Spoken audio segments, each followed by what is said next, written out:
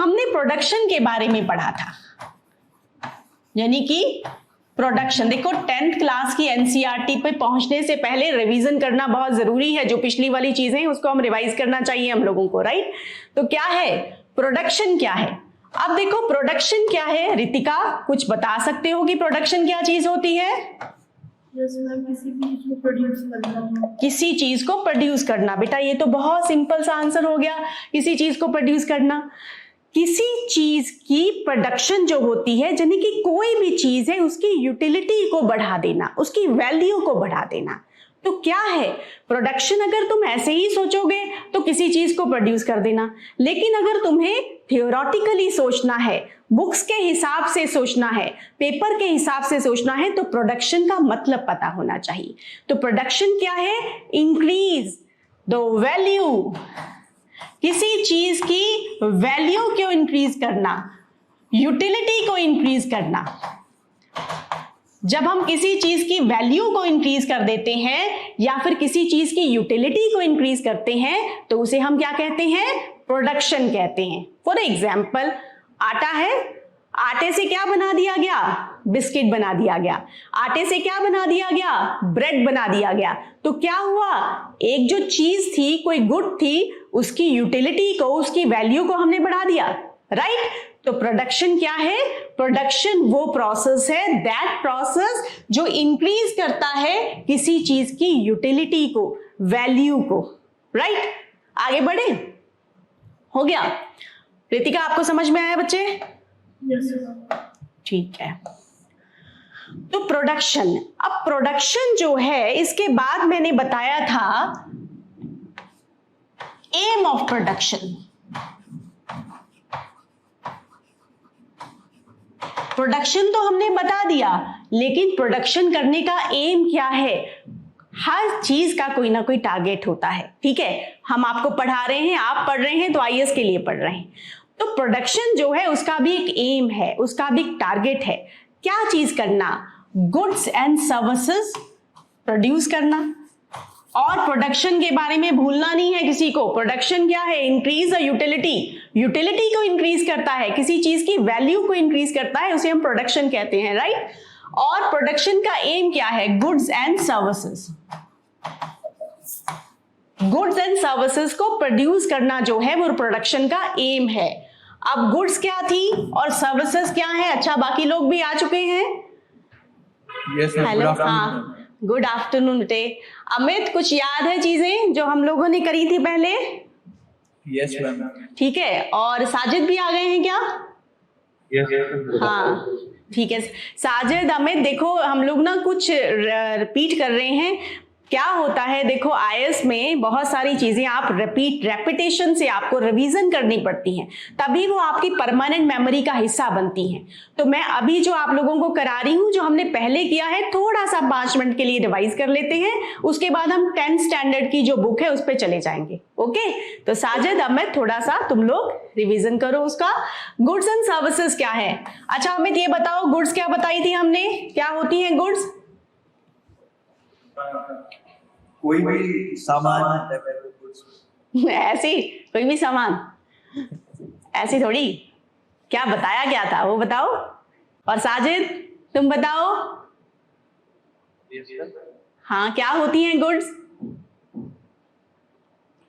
नहीं ना, हाँ, एग्जाम्पल नहीं, मुझे ये बताओ कि गुड्स क्या चीज होती है। अरे भाई, टेंजिबल चीजें होती हैं, फिजिकल चीजें होती हैं। गुड्स एंड सर्विसेज क्या है? Tangible, physical. हाँ, एक छोटे छोटे वर्ड्स के कितना मैंने आप लोगों को कितना छोटे छोटे तरीके से चीजों को बताया है, वो आप नहीं रिटेन कर पा रहे हो तो गलत है भाई, आपको करना चाहिए वो चीजें। तो गुड्स क्या है? गुड्स वो चीजें हैं, टेंजिबल चीजें हैं जिनको हाथ लगाया जा सकता है, ये फिजिकल चीजें हैं। याद होगा, अभी आ गया याद? और सर्विसेज क्या है? इनटेंजिबल हैं, ठीक है। तो टेंजिबल और इंटेंजिबल चीजें जो हैं, गुड्स एंड सर्विसेज को प्रोड्यूस करना जो है वो प्रोडक्शन का एम है। एम ऑफ प्रोडक्शन क्या है? गुड्स एंड सर्विसेज को प्रोड्यूस करना। और इसके साथ हमने ये कहा था साजिद और अमित और बाकी जो हैं वो देखो कि प्रोडक्शन जो है वो किन चीजों से होती है। हमने कहा था लैंड से होती है, लेबर से होती है, फिजिकल कैपिटल से होती है और ह्यूमन कैपिटल से होती है।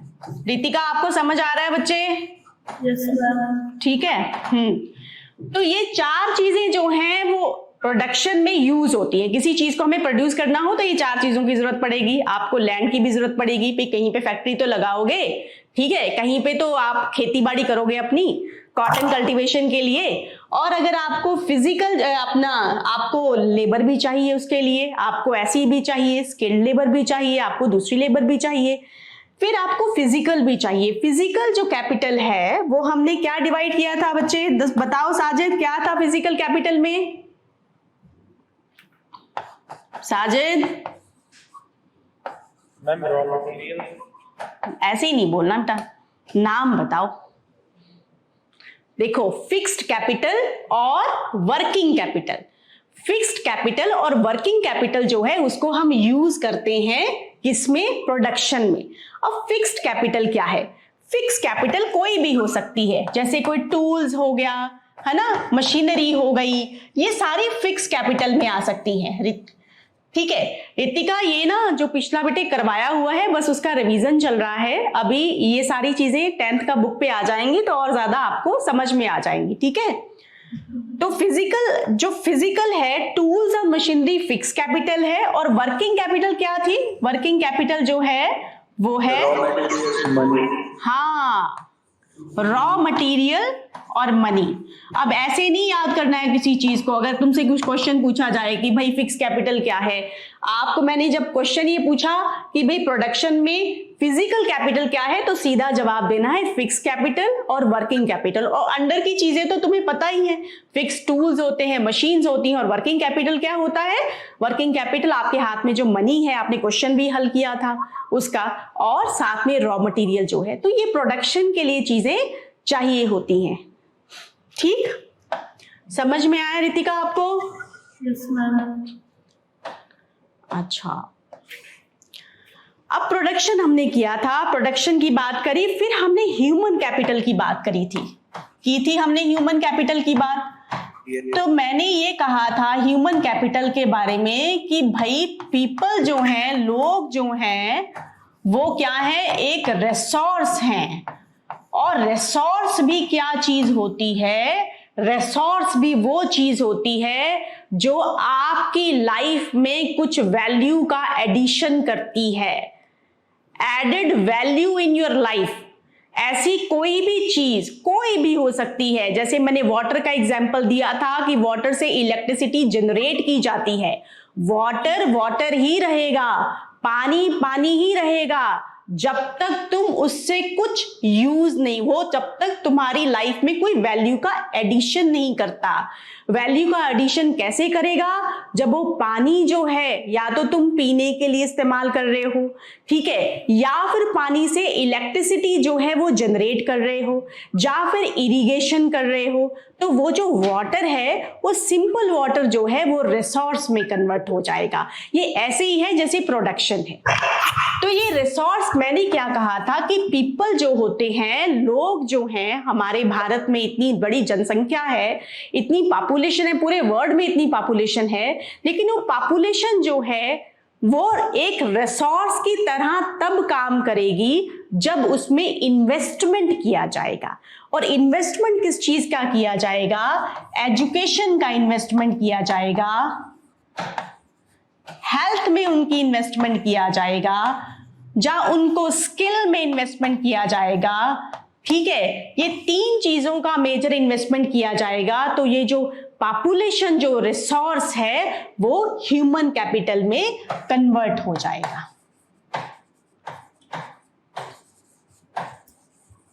ठीक है, ये तो हम लोगों ने 9th स्टैंडर्ड की जो फर्स्ट और सेकंड चैप्टर था उसमें किया था, है ना। अब इसके बाद हम लोगों ने, रितिका आपको समझ में आ रहा है बच्चे? Yes ma'am. ठीक है, अब इसके बाद जो हमने किया था साजिद, अमित, हम लोगों ने इसके अलावा डिस्कस किया था, जो कल वाली क्लास में हमने किया था पॉवर्टी, है ना, यही किया था। तो पॉवर्टी जो था, मैंने पूछा था कि पॉवर्टी क्या है ना, सिंपल है, गरीबी है, हिंदी में बोल दिया था किसी ने। तो पॉवर्टी अभी तुम लोगों को याद है कि पॉवर्टी है। पॉवर्टी कैसे डिटरमाइन किया जाता है? वैसे बहुत सारे तरीके पॉवर्टी को डिटरमाइन करने के हैं, लेकिन मैंने जो बताया था आप लोगों को वो कौन सा तरीका था? बिलो पॉवर्टी लाइन के नीचे जो होते हैं जिन्हें 2100 कैलोरी नहीं मिलती है। बिल्कुल बिल्कुल, 2100 कैलोरीज नहीं मिलता, या फिर उनको 2400 कैलोरीज नहीं मिलता। अब ये कैलोरीज क्या है? 2400 और 2100 कैलोरीज, 2400 कैलोरीज और 2100 कैलोरीज। रितिका ध्यान देना है, हमारे यहाँ पे बिलो पॉवर्टी लाइन एक बीपीएल रेखा होती है। बीपीएल रेखा वो होती है जिसके नीचे के जो लोग होते हैं उनको उतना खाने को नहीं मिलता, या उतनी उनकी इनकम नहीं होती, जिसकी वजह से उन्हें गरीब कंसिडर किया जाता है, राइट। अब गरीब जो कंसिडर किया जाता है उसका जो क्राइटेरिया है बच्चे, वो बहुत ज्यादा, बहुत अलग अलग है। जब आप एडवांस में जाओगे तो आपको बहुत सारी स्टडीज मिलेंगी, लेकिन जो बेसिक हम लोगों ने अपना जो रखा हुआ है लिमिट, वो स्टैंडर्ड जो लिमिट जो है वो एनसीईआरटी है। तो एनसीईआरटी में जो लिमिट अभी डिटर्मिनेशन दिया गया उसमें कि जिस बंदे को भाई 2400 कैलोरीज नहीं मिल पाती, या जिस बंदे को 2100 कैलोरीज नहीं मिल पाती, वो गरीब है। 2400 कैलोरीज जो है वो विलेज के लिए रखा गया है, और जो 2100 कैलोरीज हैं वो अर्बन एरियाज के लिए रखा गया है, क्योंकि ये माना जाता है कि जो गांव के लोग हैं उनको ज्यादा फिजिकल एक्टिविटीज करने की जरूरत पड़ती है। तो 2400 कैलोरीज और 2100 कैलोरीज मिलते हैं। अब ये 2400 कैलोरीज और 2100 कैलोरीज लेने के लिए, आपकी बॉडी को लेने के लिए कितने पैसे की जरूरत पड़ती है? ठीक है, जब इसको आप मल्टीप्लाई पैसे से कर देते हो तो कितने पैसे की जरूरत पड़ी थी?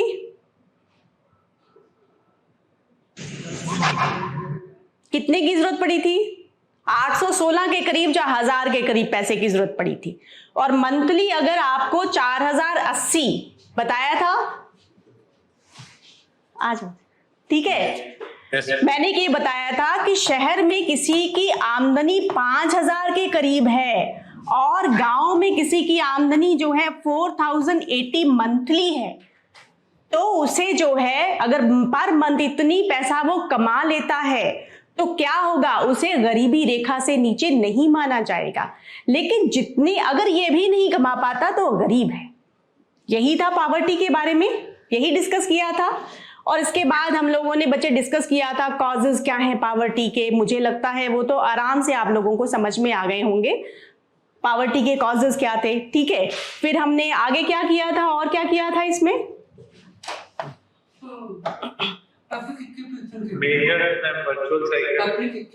हाँ ठीक है, पर कैपिटा इनकम भी किया था हमने, वर्चुअल साइकिल भी किया था, ये सारी छोटी छोटी चीजें हमने करी थी। तो रितिका आप जो हैं ये छोटी छोटी चीजें हैं, ठीक है। लेटर ऑन आपको क्लास जो रितिका अगर आपने दूसरी लेनी होगी तो हम आपको वो प्रोवाइड भी कर देंगे, जो पिछली वाली क्लासेस हैं हमारी हो चुकी हैं। फिलहाल आप जो अभी से शुरू करने जा रहे हैं 10th स्टैंडर्ड की हम किताब शुरू करने जा रहे हैं। नाम क्या बताया था आपने? सम्यक। हाँ सम्यक। मैं बहुत स्लोली चलूंगी, ठीक है, और मुझे भी आप समझा देना जो भी क्वेश्चन है ना। तो सम्यक देखो, तो रितिका और अपना अमित सारे देखो भी, आज हम लोग जो करने जा रहे हैं, रितिका जितना जहां से समझ में आता है बच्चे वहीं से ले लेना है, ठीक है। क्योंकि पिछला वाला भी कोई बहुत टफ नहीं है, बहुत इजी तरीके के समझाया गया है और बहुत अच्छे से अंडरस्टैंड करोगे। बस ये है कि वर्ड्स को समझना है। अगर वर्किंग कैपिटल है तो मतलब पता होना चाहिए वर्किंग कैपिटल क्या है, अगर फिक्स्ड है तो पता होना चाहिए फिक्स्ड है, और अगर प्रोडक्शन है तो ये नहीं है कि कोई चीज प्रोड्यूस कर दी, नहीं, यूटिलिटी वाला शब्द जो है, वर्ड जो है अपने पास रखना है उसके लिए, तभी एडवांस में जाके समझ में आएंगी चीजें।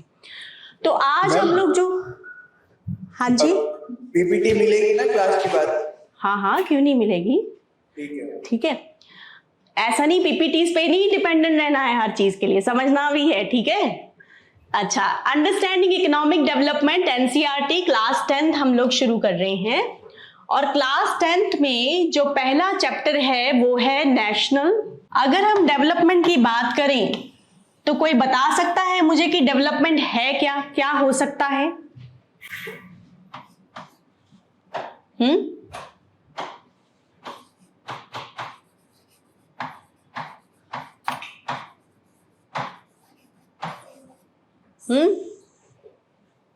डेवलपमेंट फिजिकली, इकोनॉमिकली सारी तरह से संपन्न होना शायद।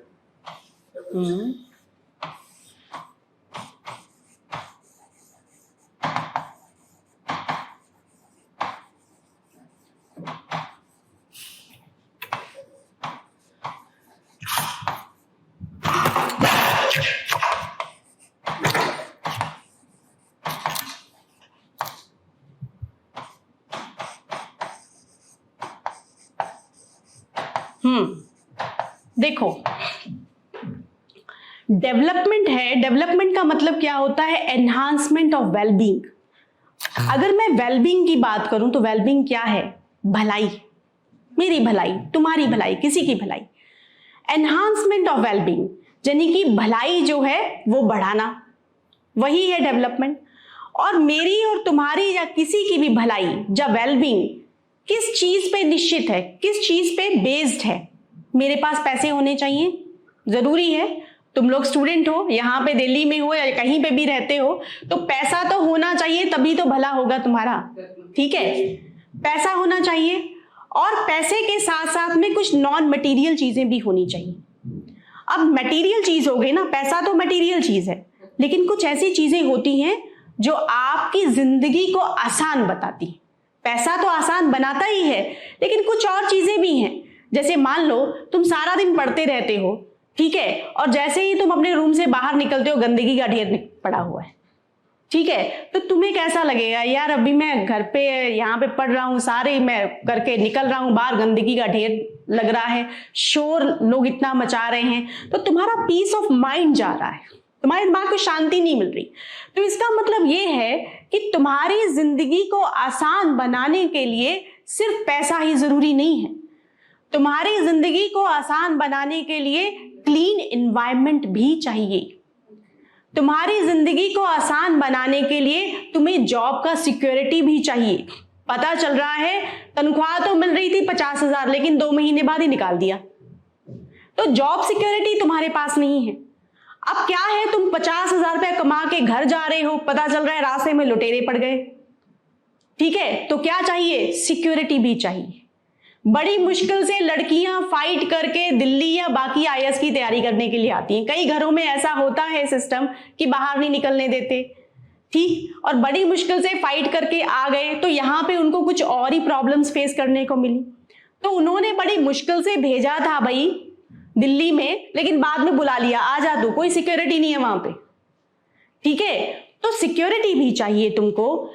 मटेरियल चीजों में अगर देखा जाए तो तुम्हें मनी चाहिए, तुम्हारा इनकम जो है वो रेगुलर इनकम होना चाहिए। और अगर नॉन मटेरियल चीजों में देखो तो तुम्हारे पास हेल्थ भी होनी चाहिए, और हेल्थ के बाद तुम्हारे पास अगर देखा जाए सिक्योरिटी भी होनी चाहिए, तुम्हारे पास जॉब सिक्योरिटी भी होनी चाहिए,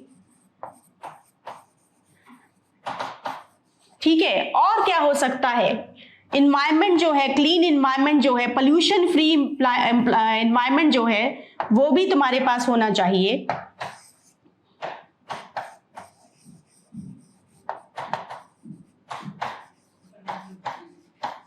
ठीक है, बिल्कुल। तो तभी तो तुम्हारा डेवलपमेंट होगा, ठीक। पता चल रहा है बाहर शोर मच रहा है, तुमने तो 1,00,000 2 लाख कोचिंग इंस्टीट्यूट में दे दिया पढ़ने के लिए, लेकिन तुमसे पढ़ाई नहीं हुई। जब दिल्ली में क्या हुआ कि टिफिन जो है तुम मंगवा रहे हो, पैसे भी दे रहे हो, लेकिन तुम्हें खाना जो है वो बहुत बेकार मिल रहा है, तो क्या इससे तुम्हारी भलाई नहीं होने वाली? तो डेवलपमेंट क्या है? डेवलपमेंट जो है एनहांसमेंट ऑफ वेलबींग है, तुम्हारी भलाई का एनहांसमेंट है, और वो मटेरियल भी हो सकता है और नॉन मटेरियल भी हो सकता है, राइट। अब आगे चलते हैं। आगे तुम लोग देखोगे यहां पे लिखा है नेशनल डेवलपमेंट। रितिका समझ में आ रहा है बच्चे? ठीक है। अब है नेशनल डेवलपमेंट। अब जब हमने डेवलपमेंट कह ही दिया कि वो मटेरियल भी है और नॉन मटेरियल भी है, तो नेशनल डेवलपमेंट भी मटेरियल और नॉन मटेरियल दोनों होगा, ठीक है। अब मटेरियल डेवलपमेंट और नॉन मटेरियल डेवलपमेंट यहां पे क्या लिखा है, डेवलपमेंट और progress of the resident of a country. जो इसी देश में रेजिडेंट है, वहां पे रहने वाले हैं। आगे जब तुम लोग नेशनल इनकम का कॉन्सेप्ट पढ़ोगे तो वहां पे बताया जाएगा कि रेजिडेंट का मतलब क्या होता है। फिलहाल यहां पे रेजिडेंट का मतलब है सिर्फ रहने वाले, ऐसा सोच लो। तो डेवलपमेंट और progress of the resident of a country, किसी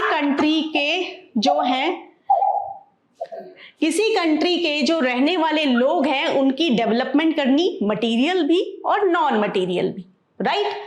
अब मटेरियल डेवलपमेंट और नॉन मटेरियल डेवलपमेंट तो हो गया। अब यहां पे कंट्री में मैंने लाल कलर लगा रखा है और उसमें लगा रखा है हाई इनकम और लो इनकम।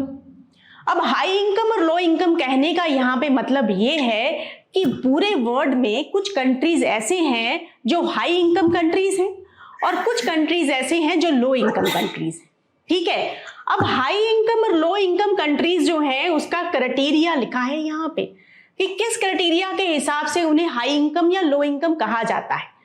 तो मैंने आगे लिखा है कि भाई उनकी पर कैपिटा इनकम के हिसाब से उन्हें लो इनकम और हाई इनकम कहा जाता है। अब कोई पूछे कि भाई पर कैपिटा इनकम क्या है, तो आगे मैंने लिखा है कि पर कैपिटा इनकम जो होती है भाई एवरेज इनकम होती है। अब एवरेज इनकम क्या है, आगे देखो बच्चे लिखा है total income of country divided by population. जितनी पॉपुलेशन है और जितनी इनकम जनरेट हो रही है। अब तुम लोगों को पहले बताया जा चुका है कि हमारी इकोनॉमिक एक्टिविटीज जो हैं, जो हमारी इकोनॉमी में जो एक्टिविटीज हैं वो 3 सेक्टर्स में होती हैं। एक सेक्टर प्राइमरी सेक्टर है, दूसरा सेकेंडरी सेक्टर है, तीसरा टेरिशरी सेक्टर है। तीनों सेक्टर्स में ही लोगों के पास इनकम जा रही है, प्रोडक्शन कहीं ना कहीं हो रहा है, कंजम्पशन कहीं ना कहीं हो रहा है और इनकम जनरेट हो रही है। तो कहीं ना कहीं जेब में पैसा तो जा ही रहा है। तो वो पूरे के पूरे कंट्री जो है उसमें जो पैसा जा रहा है लोगों के हाथ में, जितनी इनकम जनरेट हो रही है वो जो होती है, जब टोटल पॉपुलेशन से आप उसको डिवाइड कर देते हैं तो वो एवरेज इनकम निकल आती है और वही एवरेज इनकम जो है उसको पर कैपिटा इनकम बोलते हैं। समझ आया? ठीक है अमित, साजिद, ठीक है। सिंपल सी बात है, कुछ नहीं है भाई, पॉपुलेशन के साथ डिवाइड कर दो, हो गई पर कैपिटा इनकम। अब ये पर कैपिटा इनकम का क्राइटेरिया वर्ल्ड वाइड यूज किया जाता है हाई इनकम और लो इनकम कंट्रीज जो है उसको डिवाइड करने के लिए, ठीक है। अब ये कहा गया, वर्ल्ड बैंक ने 2019 में अपनी रिपोर्ट दी। यहां पे सिर्फ वर्ल्ड बैंक तक ही सीमित रहना है। वर्ल्ड बैंक क्या है, कैसे काम करता है, वो जैसे जैसे आगे प्रोग्रेस करेंगे सब एक्सप्लेन कर दिया जाएगा। वर्ल्ड बैंक ने 2019 में कहा कि 49,300 पर एन्युअम हाई इनकम कंट्रीज, जिन कंट्रीज का इनकम जो है, जिन कंट्रीज का पर कैपिटा इनकम जो है वो 49,300 पर एन्युअम है, डॉलर, यूएस डॉलर पर एन्युअम है, वो हाई इनकम कंट्रीज में होंगे। यानी कि 50,000 डॉलर जो कमा रहे हैं, 49,300 डॉलर कमा रहे हैं, वो भाई हाई इनकम कंट्रीज हैं। लेकिन जो बेचारे जो हैं यहां पे अगर आप देखें 2,500, जो बेचारे केवल 2500 जो हैं वो डॉलर कमा रहे हैं पर मंथ, वो क्या है, वो लो इनकम कंट्रीज हैं। समझ आया साजिद, अमित, रितिका? ठीक है, तो सिंपल सी बात है, हमने डेवलपमेंट से शुरू करा। डेवलपमेंट को हमने कहा कि भाई क्या होता है, मटेरियल होता है, नॉन मटेरियल होता है। फिर हम नेशनल डेवलपमेंट पे आ गए। हमने कहा कि नेशन का डेवलपमेंट भी 2 तरीके का है, मटेरियल भी है, नॉन मटेरियल भी है। और फिर हमने कहा कि कंट्रीज जो है उन्हें डिफरेंशिएट किया जाता है लो इनकम के बेस पे और हाई इनकम के बेस पे। भाई लो इनकम क्या है, हाई इनकम क्या है, एवरेज इनकम है जिसे हम पर कैपिटा इनकम बोलते हैं। और वर्ल्ड बैंक ने 2019 में कहा कि भाई 49,000 के करीब जिनका इनकम है यूएस डॉलर, वो तो हाई इनकम कंट्रीज हो गए, और लो इनकम जिनका 2500 के करीब है वो लो इनकम कंट्रीज हो गए। राइट, सबको समझ में आ गया? आगे चलें? ठीक है, अब आगे चलते हैं। अब नॉन मटेरियल वही चीजें हैं बच्चे जो अभी जो कर रहे हैं। देखो, नॉन मटेरियल और besides income other important of national development attributes लिखा है। नॉन मटेरियल एट्रीब्यूट्स और besides income other important attributes of national development. और कौन कौन से एट्रीब्यूट्स हैं जो हम लोग कंसिडर कर सकते हैं? फ्रीडम फ्रॉम इन्फेक्शियस डिसीज, ठीक है, जो इन्फेक्शियस डिसीज है उसे फ्रीडम जो है वो भी चाहिए। अभी हमने एग्जाम्पल करा था, बाहर कूड़े का ढेर लगा हुआ है, पता चल रहा है कि बंदे का पेपर है प्रीलिम्स का, उसको 4 दिन पहले डेंगू हो गया, उसकी तैयारी थी, वो बीमार हो गया, तो क्या है, तो तुम्हारा डेवलपमेंट जो है उसमें हर्डल आया ना। तो इन्फेक्शियस डिसीज जो है, अब क्या होती इन्फेक्शियस डिसीज कैसी है, वो आगे का फर्दर, आगे धीरे धीरे इसका हर शब्द जो है उसका मतलब है, ऐसे नहीं ये शब्द लिखा गया है। तो इन्फेक्शियस डिसीज जो है वो किस तरीके से वो को करना। Infant mortality rate, infant mortality rate क्या होता है? इन्फेंट मोर्टेलिटी रेट है छोटे बच्चे जो होते हैं जो 1 साल से पहले ही मर जाते हैं, लो होना चाहिए। हाँ, जो 1 साल से पहले ही मर जाते हैं उनका भी इन्फेंट मोर्टेलिटी रेट लो होना चाहिए। समझ में आया? नेट अटेंडेंस रेशो, स्कूल जाने वाले बच्चे जो होते हैं, ठीक है, अगर देखा जाए तो नेट अटेंडेंस रेशो जो 6 से 10 साल के बच्चे हैं, जो स्कूल जाने वाली उम्र होती है, उसमें स्कूल जा रहे हैं कि नहीं जा रहे हैं, वो नेट अटेंडेंस रेशो है। कितना रेशो? पॉपुलेशन में 6 से 10 साल के बच्चों का एक पूरा का ग्रुप होगा और 6 से 10 साल के बच्चे जो हैं क्या वो स्कूल जा रहे हैं कि नहीं जा रहे, ये डिटरमाइन करेगा development, non material development determine करेगा। लिटरेसी रेट, उस दिन भी मैंने तुम लोगों को बताया था, क्या होता है? कैपेसिटी ऑफ, हाँ बिल्कुल, capacity of reading and writing. बता चुकी हूं मैं कि कैपेसिटी है रीडिंग और राइटिंग का, दोनों होना चाहिए। ऐसा नहीं है रीडिंग आ गई राइटिंग नहीं आई तो वो इलिटरेट ही माना जाएगा, उसे लिटरेट नहीं माना जाएगा। समझ आया? अब क्या है, ये सारी पोल्यूशन फ्री इन्वायरमेंट, जैसे अभी हम लोगों ने क्या किया है, pollution free environment, unadulterated medicine, दवाइयों में भी बहुत ज्यादा, खाने में नहीं मिक्स होता, अनअडल्टरेटेड मेडिसिन भी चाहिए। नकली मेडिसिन बहुत मार्केट में मिलती है, वो भी 200 रुपए की पत्ता आता है, दूसरी भी 200 का ही आता है, लेकिन उसमें क्या है, लोगों को ज्यादा फायदा होता है। तो ये मेडिसिन जो है वो भी आपको सही मिलनी चाहिए ताकि आपकी हेल्थ जो है वो सही रहे। तो ये नॉन मटेरियल है, तो बेटे इसमें कोई वो नहीं है, ये आपकी सोच पे। नॉन मटेरियल कोई भी हो सकता है, नॉन मटेरियल म्यूजिक भी हो सकता है जो तुम लोगों को आराम से सुकून दे, नॉन मटेरियल कोई भी चीज हो सकती है। पोल्यूशन फ्री तो है ही है उसमें, जिसपे सस्टेनेबल डेवलपमेंट में भी बहुत सारी बातें आ जाती हैं, ठीक है। तो अब क्या है कि लिटरेसी रेट, इस चीज को ध्यान देना है, लिटरेसी रेट हो गया, नेट अटेंडेंस रेशियो। यूएनडीपी ने क्या किया है, यूनाइटेड नेशन डेवलपमेंट प्रोग्राम। अब यूनाइटेड नेशन डेवलपमेंट प्रोग्राम आगे भी आएगा आपके, अब मैं एक्सप्लेन कर दूंगी आगे किस तरीके से ये काम करते हैं। वो ह्यूमन डेवलपमेंट रिपोर्ट जारी करते हैं, ह्यूमन डेवलपमेंट रिपोर्ट, और ह्यूमन डेवलपमेंट जो है उसको ये डिटरमाइन करते हैं कि ह्यूमन डेवलपमेंट जो है किस बेसिस पे डेवलपमेंट होगी।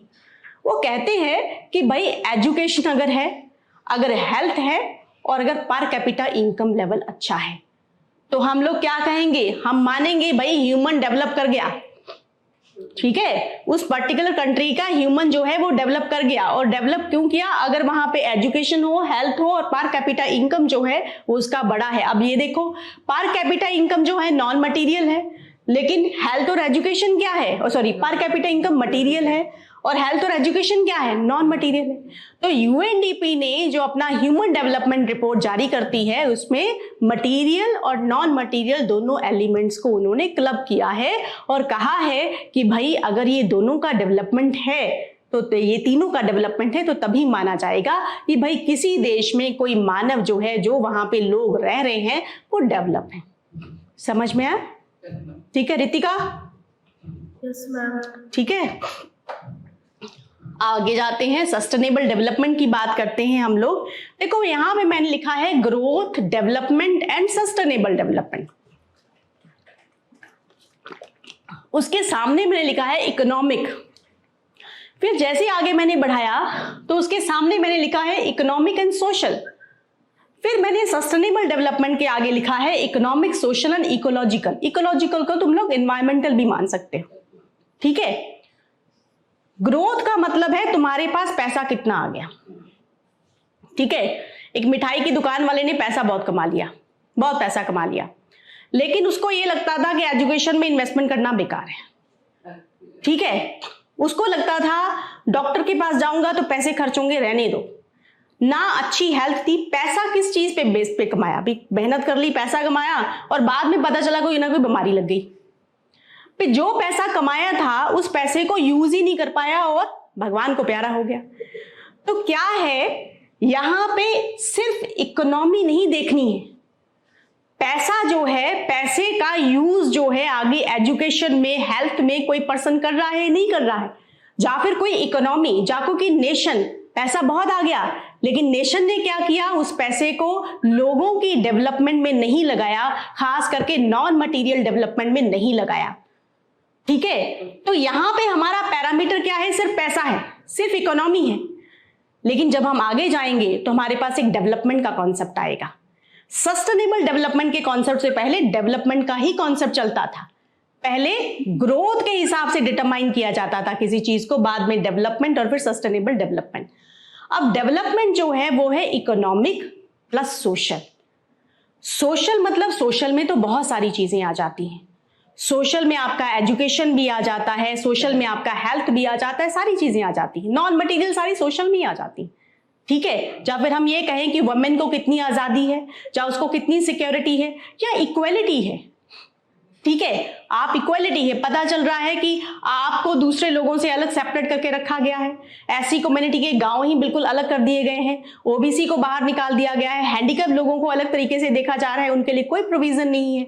तो हम क्या कहेंगे कि सोशल और इकोनॉमिक जो है वो दोनों डेवलपमेंट होनी चाहिए। ठीक है, अब आगे है सस्टेनेबल डेवलपमेंट। सस्टेनेबल डेवलपमेंट क्या है, इकोनॉमिक, सोशल और इकोलॉजिकल या फिर इन्वायरमेंटल, ये तीनों होना चाहिए। इकोनॉमिक तो तुम लोगों को पता ही है, सोशल भी पता है, और तीसरी कौन सी होगी, इन्वायरमेंटल या इकोलॉजिकल। अब देखो, एक फैक्ट्री लग गई, ठीक है, फैक्ट्री क्या थी, गत्ता बनाने की फैक्ट्री, जो कागज बनाने की फैक्ट्री है। ठीक है, अब तो कागज बनाने के लिए अलग अलग तरीके की चीजें यूज होती हैं। पहले कागज बनाने के लिए लकड़ी का ही और पेड़ जो होती थी उसका जो होता था उसी को यूज होता था। फैक्ट्री ने क्या किया भाई, डिफॉरेस्टेशन किया, बड़े पेड़ों की कटाई कर डाली। अब पेड़ों की कटाई कर डाली तो उसने क्या किया, लगातार अपनी प्रोडक्शन को बढ़ाना शुरू कर दिया। लेकिन एक वक्त ऐसा आएगा जब वो सारे पेड़ों की कटाई हो चुकी होगी और फैक्ट्री के लिए एज अ रॉ मटेरियल और चीज नहीं होगी। तो वो रॉ मटेरियल कहां से इकट्ठा करेगा, जब तक उसके पास कोई और ऑप्शन ना हो, केवल लकड़ी से बनाने वाला ही ऑप्शन हो। समझ में आई बात को? तो क्या है, तो ग्रोथ उसका रुकेगा। ग्रोथ, क्योंकि पेड़, जब पेड़ की कटाई हो जाती है, ऐसी बात नहीं है कि पेड़ उसी समय पैदा हो जाते। तुमने बीज निकाल दिया तो छोटा पौधा लगा दिया तो पता चल रहा है अभी 1 साल या 6 महीने में बहुत हो गया। कुछ हो जाते हैं, उसे सफेदा बोलते हैं। हमारे पंजाब और हरियाणा में यूकेलिप्टस बोलते हैं उसे। वो यूकेलिप्टस या सफेदा जो होता है बहुत तेजी से बढ़ता है, लेकिन उसके अपने बहुत ज्यादा नेगेटिव इंपैक्ट भी हैं। वो दूसरों के हिस्से का भी खा जाता है। तो यूकेलिप्टस जो होता है वो बहुत तेजी से ग्रोथ करता है, लेकिन जो दूसरों के हिस्से का पानी होता है, दूसरों के हिस्से का पानी मतलब दूसरे पेड़ों के, मैं बहुत सिंप्लीफाई करके बताती हूँ, वो भी खा जाता है। तो इस वजह से क्या है कि कोई भी ग्रोथ बेटे सस्टेन नहीं रहेगी जब तक, अब रॉ मटेरियल कहां से मिलेगा, वो नेचुरल रिसोर्सेज से भी मिल सकता है, हम लोगों को जंगलों से भी मिलता है। बहुत सारी चीजें जो है एग्रीकल्चर पे डिपेंडेंट है, बहुत सारी चीजें जंगलों पे डिपेंडेंट है, जिसपे हमारी फैक्ट्रीज टिकी हुई हैं। अब जैसे मैंने एग्जाम्पल तुम लोगों को कहा कि पेड़ों की कटाई फैक्ट्री करती रही, लेकिन एक वक्त आएगा उसको रॉ मटेरियल मिलना बंद हो जाएगा, तो ग्रोथ क्या होगा, डाउन पे चला जाएगा। मैम, हाँ, मैम सफेदे के पेड़ का क्या यूज होता है वैसे? देखो बेटे, ऐसा था कि पहले ग्रीनरी बढ़ाने के लिए सफेदे को यूज किया जाता था। ग्रीन बेल्ट, आपको ज्योग्राफी में बताएंगे, ग्रीन बेल्ट जो थी उसको एक्सटेंड करने के लिए, क्योंकि लगातार क्या हो रहा था, डिफॉरेस्टेशन हो रहा था, शहरों में कहीं पे भी ग्रीनरी नहीं दिखाई देती थी। तो गवर्नमेंट ने, ऑस्ट्रेलिया से ये मंगवाया गया था, तो गवर्नमेंट ने ग्रीन बेल्ट जो था उसको इंट्रोड्यूस करने के लिए सफेदे को बढ़ाना शुरू किया, सफेदे को लेके आए। और इसके अलावा और भी बहुत सारी चीजें हैं, जैसे जैसे आगे बढ़ोगे बताएंगे। जैसे पंजाब और हरियाणा में पानी जहां पे सैलिनाइजेशन हो रही थी या फिर वाटर लॉगिंग हो रही थी, वहां पे भी इस पेड़ को लगाया जा रहा था, क्योंकि वाटर लॉगिंग एरिया में वो जल्दी पेड़ जो है, ये जो सफेदा है, यूकेलिप्टस जो है, वो पानी बहुत जल्दी ले लेता है। तो इस वजह से ये चीजें थी। जब इन्वायरमेंटल इश्यूज तुम लोग करोगे, इसमें बहुत सारी चीजें होंगी जो तुम लोगों को पढ़ाई जाएंगी, और फिर तुम लोगों को लगा रही यार मेरे गांव में भी ऐसा था, यार मेरे शहर में ऐसा था, यार वहां पे ऐसा था। तो वो सारी चीजें तुम लोगों को एक्सप्लेन करेंगे। ठीक है, हमारे वहाँ पे बहुत सफेदे के पेड़ है। हाँ, हमारे यहाँ पे बहुत है सफेदा बहुत लगाया गया, लेकिन हमारे पंजाब में अभी उनको मना कर दिया गया, सफेदा अब नहीं लगाया जा रहा। ठीक है, तो क्या है, सस्टेनेबल डेवलपमेंट जो है कि भाई सस्टेन करना है, तुम्हें आगे चीजों को लेके जाना है ताकि आने वाली पीढ़ी जो है वो भी उसका इस्तेमाल कर सके। समझ में आया? अब एक और एग्जांपल है, जैसे हम कहते हैं शेर बचाओ, टाइगर बचाओ, टाइगर बचाओ। टाइगर को क्यों बचाओ? क्या कारण है टाइगर को बचाने का? क्योंकि मैं वो सबसे टॉप का पेड़ है, सारी साइकिल बिगड़ जाएगी। बिल्कुल बिल्कुल, हाँ, फूड चेन के लिए। देखो नेचर ने हर चीज को बैलेंस करके रखा हुआ है ना। अगर मान लो सारा टाइगर खत्म हो गया, ठीक है, तो जो नीचे वाले जो है भेड़ बकरियां, उसकी पॉपुलेशन बढ़ नहीं जाएगी? अब उसकी पॉपुलेशन बढ़ जाएगी तो वो तो क्या करेंगे, घास खा खा के, पेड़ खा खा के सारी तो जमीन को ही खराब कर देंगे ना। तो नेचर ने एक बैलेंस बना के रखा हुआ है। तो जब हम लोग इकोलॉजिकल बैलेंस और ये सारी चीजें करेंगे, तो फूड चेन वगैरह बताएंगे, तो उसमें बहुत सारी और चीजें आ जाएंगी। तो समझ में आ गया? जब हमने सस्टेनेबल डेवलपमेंट की बात करनी है, economic, social plus ecological, simple है। ठीक है, तो ये था हमारा चैप्टर नंबर 1 10th क्लास का। रितिका, समझ में आ रहा है बेटे आपको? Yes, ma'am. गुड। अब देखो, अब जो अगला चैप्टर हम लोग करने जा रहे हैं वो है सेक्टर्स ऑफ इंडियन इकोनॉमी। अभी बार बार आ जाता है, पहले 9th में भी आ गया था सेक्टर्स, अब 10th में भी आ गया। हम आराम से इसको निकाल देंगे। ठीक है, बेसिकली इकोनॉमी के सेक्टर्स बनाए क्यों जाते हैं? Grouping of economic activities. Economic activities जो है उसको ग्रुप्स में बांटने के लिए हमने सेक्टर्स बना दिए।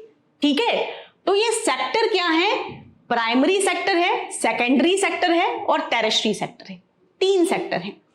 प्राइमरी सेक्टर मैं पहले भी बता चुकी हूं तुम लोगों को।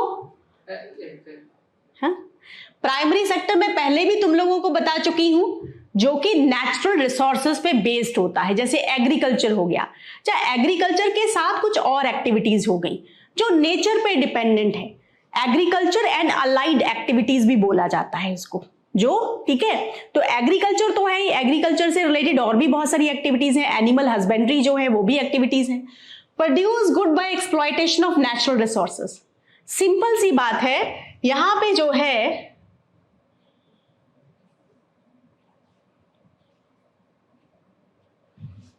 देखो, प्राइमरी सेक्टर क्या है? सेक्टर तो समझ में आ गया, जब इकोनॉमिक एक्टिविटीज को हम क्लब कर देते हैं तो उसको सेक्टर्स बोल देते हैं। तो primary sector produce good by exploiting natural resources. जो नेचुरल रिसोर्सेज है उनको एक्सप्लॉइट करके जो चीजें बनाई जाती हैं वो प्राइमरी सेक्टर में होती है। प्राइमरी सेक्टर में मैंने लिखा है नीचे एग्रीकल्चर, डेयरी और फिशिंग। अब फिशिंग भी तो हम नेचर से ही ले रहे हैं, डेयरी भी हम नेचर से ही ले रहे हैं, और एग्रीकल्चर एंड रिलेटेड सेक्टर्स जो हैं वो सारे प्राइमरी सेक्टर का हिस्सा है। सेकेंडरी सेक्टर जो है natural product change through manufacturing. अब ये जो नेचर ने हमें प्रोडक्ट दिए हैं, अब जैसे कॉटन, हाँ, उसकी प्रोसेसिंग हमने कर दी। अब कॉटन हम लोगों को मिला तो कॉटन से हमने कपड़े को बना लिया। तो मैन्युफैक्चरिंग यूनिट जो है वो उसको यूज करते हैं, इसको इंडस्ट्रियल सेक्टर भी बोला जाता है, राइट। आगे है टेरिटरी सेक्टर। टेरिटरी सेक्टर में हमने क्या कहा है? हमने कहा directly connects primary sector and secondary sector. एक टेरिटरी सेक्टर जो है सर्विसेज का सेक्टर है, सभी लोग जानते हैं, और सर्विसेज जो हैं वो डायरेक्टली कनेक्ट करती हैं प्राइमरी सेक्टर को सेकेंडरी सेक्टर से कनेक्ट कर देती हैं। अब देखो ट्रेड है, अब यहां पे क्या है? एग्रीकल्चर है, एग्रीकल्चर से कोई चीज कन्वर्ट कर दी गई और इंडस्ट्रियल सेक्टर में आ गई। अब इंडस्ट्रियल सेक्टर में वो बिकेगी भी तो सही, ठीक है, तभी तो एग्रीकल्चरिस्ट को या इंडस्ट्रियलिस्ट को फायदा होगा। तो बिकेगी तो ट्रेड आएगा, तो ट्रेड किसका हिस्सा है? ये हिस्सा है टेरिशरी सेक्टर का। तो ट्रेड ने क्या किया? प्राइमरी सेक्टर को और सेकेंडरी सेक्टर को कनेक्ट कर दिया। तो क्या होता है कि डायरेक्टली ये कनेक्ट करता है टेरिशरी सेक्टर, प्राइमरी सेक्टर को और सेकेंडरी सेक्टर को। अब स्टोरेज की बात है, गांव में तुम लोगों को पता होगा गोडाउन्स होते हैं। बैंकिंग सर्विसेज की बात है, बैंकिंग जो है लोन देता है, लोन की रिक्वायरमेंट रहती है। कम्युनिकेशन, भाई फोन भी तो चाहिए ट्रेड वाले को, जो ट्रेड, हाँ बिल्कुल। उसके बाद ट्रांसपोर्ट भी चाहिए। Indirect service provider, call centres हैं, टीचर्स हैं, लॉयर्स हैं, ये सारे के सारे जो इनडायरेक्टली सर्विसेज प्रोवाइड कर रहे हैं या फिर डायरेक्टली जो है वो प्राइमरी सेक्टर को सेकेंडरी सेक्टर के साथ अटैच कर रहे हैं, ये सारे के सारे टेरिशरी सेक्टर का पार्ट होते हैं। समझ में आया? आगे चलते हैं। Historical change in sectors. देखो पहले जमाने में, पुराने जमाने में क्या था, एग्रीकल्चर जो था वो बहुत ज्यादा इंपॉर्टेंस रखता था। एग्रीकल्चर की इंपॉर्टेंस आज भी बनी हुई है और बहुत पहले जमाने से, हिस्ट्री तुम लोगों ने पढ़ी हो तो आप लोगों ने हड़प्पा सिविलाइजेशन पढ़ा होगा, इंडस वैली सिविलाइजेशन पढ़ा होगा। इंडस वैली सिविलाइजेशन से भी पहले न्यूलिथिक रेवोल्यूशन आया था, न्यूलिथिक रेवोल्यूशन। और ये जो न्यूलिथिक रेवोल्यूशन था, उस न्यूलिथिक रेवोल्यूशन में इसे एग्रीकल्चर रेवोल्यूशन भी बोला जाता है। इसी न्यूलिथिक पीरियड में क्या हो रहा था, एग्रीकल्चर और एनिमल हस्बेंड्री जो थी, लोगों ने सीख लिया गया था कि भाई पशुओं को कैसे पालना है। पहले तो क्या करते थे, जंगल में जाते थे, जंगल में जाके अटैक करते थे और अपने लिए कुछ ना कुछ ले आते थे, शिकार करके ले आते थे। लेकिन बाद में उन लोगों ने सोचा कि हम रोज जाते हैं शिकार करने के लिए, रोज लेके आते, तो हम ऐसा क्यों नहीं करते, हम किसी को बांध ही लाएं, साथ में अपने शिकार को बांध लें और एक जगह पे रखा रहेगा, जब हमें भूख होगी तो हम लोग खा भी सकते हैं उसको। ठीक है, तो इससे इजाद किस चीज क्या हुआ, इससे एक चीज इजाद हुई, किससे? Animal husbandry. लोगों ने अपने घरों में जो जहां पे रहते थे वो लोग, पहले तो घर भी नहीं होते थे उनके पास, पहले जहां पे वो रहते थे वहां पे पशुओं को पालना शुरू कर दिया। और इसी तरीके से क्या हुआ, धीरे धीरे एग्रीकल्चर जो था वो भी डेवलप होना शुरू हो गया। तो एक लंबा पूरा इतिहास एग्रीकल्चर का, कि एग्रीकल्चर ही पहले लोगों ने सीखी है और एग्रीकल्चर सेक्टर ही हिस्ट्री में भी प्रोडोमिनेंट रहा है। तो मेथड, लेकिन धीरे धीरे क्या हुआ, जैसे जैसे हमारा जो पूरा वर्ड था, जो हमारा जो डेवलपमेंट, ह्यूमन डेवलपमेंट होता गया, ह्यूमन जैसे जैसे डेवलप करता गया, तो उसने क्या किया, प्राइमरी सेक्टर में ऐसी बहुत सारी चीजें जो थी वो शामिल कर ली, जिसकी वजह से एग्रीकल्चर जो था वो सरप्लस होना शुरू हो गया। पहले एग्रीकल्चर अपने गुजारे के लिए होता था, जब किसी चीज का सरप्लस होना शुरू हो जाता है ना, तो फिर क्या होता है, लोग उस एरिया से निकलकर कुछ और भी चीजें ढूंढते हैं। जैसे मान लो एक वुमेन है, वो बाहर गई, उसको 50,000 की नौकरी मिल गई, तो 50,000 की नौकरी मिलने के बाद सबसे पहला ख्याल उसको क्या आएगा, भाई घर कैसे संभालना है। तो घर के लिए बोलेगी चल ठीक है, कोई मेड रख लेते हैं, कोई नौकरानी रख लेते हैं, भाई वो हमारा कोई सर्वेंट रख लेते हैं, उसको 4-5 हजार दे भी देंगे तो क्या है, बाहर से तो कमा ही रहे हैं ना।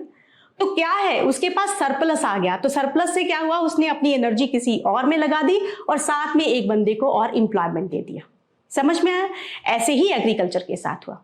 एग्रीकल्चर जो था जैसे जैसे डेवलप होना शुरू हो गया, हिस्ट्री में बताएंगे आप लोगों को कि कैसे कैसे एग्रीकल्चर सरप्लस लेवल पे आना शुरू हो गया। और जब एग्रीकल्चर सरप्लस लेवल पे आना शुरू हो गया तो बहुत सारे और जो थे काम, जो और भी ऑक्यूपेशन जो थे वो भी निकल कर आने शुरू हो गए। और धीरे धीरे जो है ये धीरे धीरे करके जब नए ऑक्यूपेशन हो गए, कोई लोहा बना रहा है, कोई एग्रीकल्चर के लिए कोई टूल्स बना रहा है, ये सारी चीजें निकल कर आनी शुरू हो गई। तो धीरे धीरे क्या हो गया, मैन्युफैक्चरिंग सेक्टर जो था वो एस्टैब्लिश हो गया। और मैन्युफैक्चरिंग सेक्टर जो था वो अभी आपको पता है सेकेंडरी सेक्टर है, और सेकेंडरी सेक्टर जो है बहुत ज्यादा राइज कर दिया। इंडस्ट्रियल रेवोल्यूशन तुम लोगों को वर्ल्ड हिस्ट्री में पढ़ने को मिलेगा, वो इंडस्ट्रियल रेवोल्यूशन सेकेंडरी सेक्टर से ही रिलेटेड है। समझ में आया? फिर एक दफा सेकेंडरी सेक्टर जो था काफी आगे बढ़ गया। अब सेकेंडरी और प्राइमरी सेक्टर को कनेक्ट करने के लिए सर्विस सेक्टर की भी जरूरत है, ट्रेड की जरूरत है, ट्रांसपोर्ट की जरूरत है। और धीरे धीरे क्या हुआ, पिछले 100 साल से, ऊपर लिखा है पास्ट 100 ईयर्स, पिछले 100 साल से लगातार टेरिशरी सेक्टर जो है वो आगे बढ़ रहा है। और धीरे धीरे क्या हो रहा है, प्राइमरी सेक्टर जो है वो कम होते जा रहा है, सेकेंडरी सेक्टर भी कम होते जा रहा है, और टेरिशरी सेक्टर जो है बहुत आगे बढ़ता जा रहा है। आपको पता होगा कनाडा है, अमेरिका है, जो बड़े बड़े अपने वेस्टर्न कंट्रीज है, वहां पे टेरिशरी सेक्टर जो है वो ज्यादा है। ठीक है, जबकि प्राइमरी सेक्टर और बाकी चीजें जो है वो कम है, क्योंकि एग्रीकल्चर प्रोड्यूस उनको मंगवाना है तो ठीक है भाई, मंगवा लेंगे। कॉफी के लिए अगर कुछ रॉ मटेरियल चाहिए तो मंगवा लेंगे वहां पे अफ्रीका से, अगर कोई बासमती चावल चाहिए तो मंगवा लेंगे पंजाब हरियाणा से, क्या जरूरत है। ठीक है, तो वो क्या है, टेरिटरी सेक्टर जो है उस पर फोकस कर रहा है। तो हिस्टोरिकल डेवलपमेंट जो हमारे सेक्टर्स की हुई है, सबसे पहले प्राइमरी सेक्टर था, फिर उसके बाद सेकेंडरी सेक्टर का प्रेडोमिनेंस आ गया, फिर टेरिटरी सेक्टर जो है वो आगे अब बहुत ज्यादा उसका मांग बढ़ रही है और वो सेक्टर जो है लगातार जॉब्स भी बहुत क्रिएट कर रहा है। ठीक है, हो गया, आगे चले बच्चे, बोल दिया करो कुछ समझ में आया कि नहीं।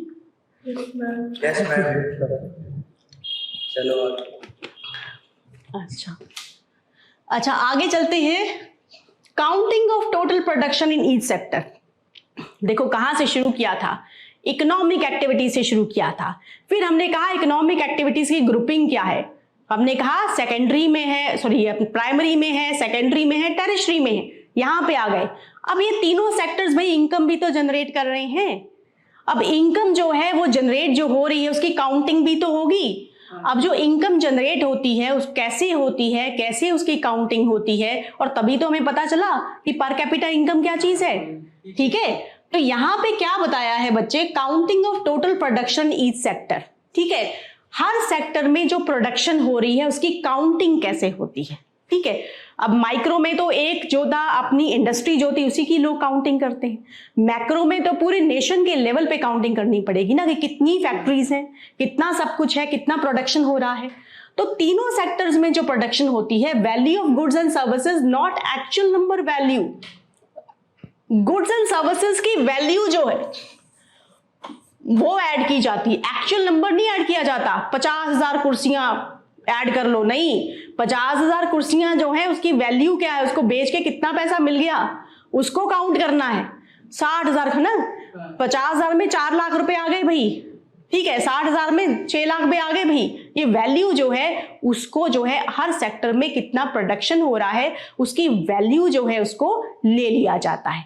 अब जब वैल्यू ले जाती है तो उसमें एक चीज का ध्यान रखा जाता है कि फाइनल गुड्स की ही वैल्यू लिया जाए।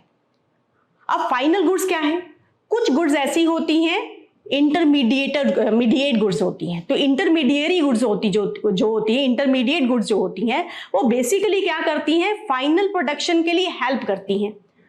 आटे ने हेल्प कर दी ब्रेड की, ब्रेड बनाने में, आटे ने हेल्प कर दी बिस्किट की, बिस्किट बनाने में, तो फाइनल प्रोडक्ट जो है वो क्या आ गया, ब्रेड आ गया या फिर बिस्किट आ गया। ठीक है, तो हम फाइनल गुड्स को देखते हैं और फाइनल गुड्स की जो डेफिनेशन है उसको ध्यान में रखना है, cross the boundary line of production.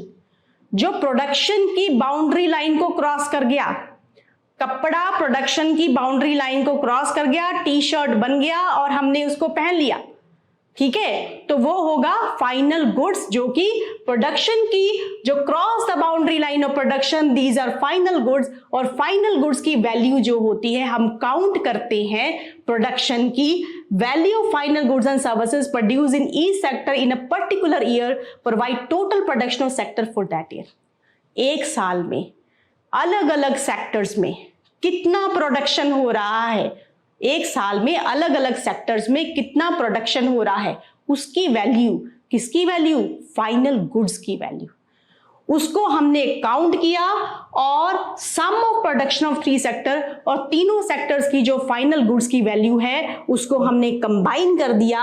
और जब हमने कंबाइन कर दिया तो वो हमारा क्या निकल गया, ग्रॉस डोमेस्टिक प्रोडक्ट, जीडीपी। समझ आया, जीडीपी क्या है, फाइनल वैल्यू है किसकी, प्रोडक्शन की। प्रोडक्शन क्या है, अलग अलग सेक्टर्स जो करते हैं, किस चीज का प्रोडक्शन करते हैं, गुड्स एंड सर्विसेज का प्रोडक्शन करते हैं, राइट। तो यानी कि final value goods and services की जो है वो हमें जीडीपी में हम काउंट करते हैं। और फाइनल गुड्स क्या है, जो कि प्रोडक्शन की बाउंड्री लाइन को क्रॉस कर चुकी हैं। अंडरस्टैंड, समझ में आया, आगे बच्चों सारे समझ में, ठीक है, गुड, आगे चले। टेरिटरी सेक्टर इन इंडिया कुछ नहीं है, हमने कहा भाई टेरिटरी सेक्टर की इंपॉर्टेंस लगातार बढ़ती जा रही है। तो कब से बढ़ती जा रही है? 2013 और 14 से इंपॉर्टेंस बहुत ज्यादा बढ़नी शुरू हो गई। Territory sector emerge as largest sector India. 2013 और 14 ऐसा टर्निंग पॉइंट था जिसमें क्या हुआ, टेरिटरी सेक्टर जो है लार्जेस्ट सेक्टर बन गया हमारी इकोनॉमी का। ठीक है, यानी कि उसने प्राइमरी सेक्टर सेकेंडरी सेक्टर को पछाड़ दिया। और जैसे हम लोग डेवलप कंट्रीज में टेरिटरी सेक्टर जो है लगातार डिमांड बनी हुई है और डेवलप कंट्रीज जो है टेरिटरी सेक्टर का ही इस्तेमाल कर रहे हैं ज्यादा, उसी तरीके से हमारी इकोनॉमी जो भी है वो भी लगातार टेरिटरी सेक्टर पे डिपेंडेंट हो रही है। तो क्या कारण था इसका? कहता बहुत सारे कारण थे। Requirement of basic services. अब बेसिक सर्विसेज की डिमांड बहुत बढ़ गई। पहले लोगों के पास पैसा नहीं होता था, कमाई के सोर्सेज बहुत कम होते थे। ठीक है, आप अगर अपने दादाजी के टाइम पे देखो, जब परदादाजी के टाइम पे देखो, उनसे कभी पूछो, उनको बोले कि आज के बच्चे तो बहुत कमा लेते हैं, हमारे वहां पे कमाइयां इतनी नहीं होती थी। ठीक है, चीजें सस्ती थी लेकिन कमाई का सोर्स उतना नहीं होता था। तो लेकिन आज की डेट में है कमाई बहुत हो गई है, लोगों का इनकम लेवल बढ़ गया है। और जब इनकम लेवल बढ़ जाता है चीजों भी बहुत डिमांड करते हैं। ठीक है, आज तुमने क्या है, तुम्हारी इनकम कम है कि मैं फ्रूट नहीं खा सकता, भाई मेरी तो इनकम कम है, उतने में गुजारा करना पड़ेगा। लेकिन अब पता चल रहा है इनकम ज्यादा हो गई, अच्छा भाई फ्रूट लेते आना, किलो ये ले आना, फलाना ले आना, धमाका ले आना, बहुत सारी चीजें। ठीक, खाने की बहुत सारी चीजें आ गई। देखो अब मार्केट में तुम जाओगे, पहले जमाने में लोगों के पास इतनी वैरायटी नहीं थी खाने की।